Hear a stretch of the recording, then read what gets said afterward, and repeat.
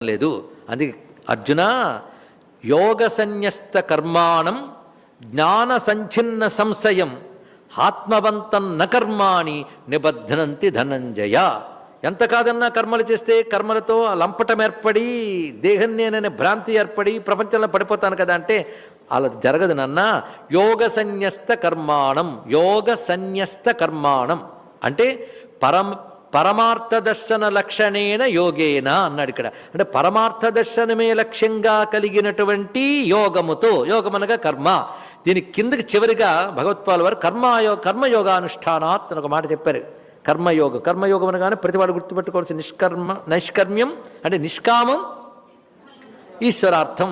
అది పరమార్థ దర్శన లక్ష్యంగా చేస్తే అలా యోగ సన్యస్త కర్మాణం, యోగము ద్వారా అంటే విద్యుక్త కర్మలను ఆచరిస్తూ ఈశ్వరార్పణ చేసిన దాని ద్వారా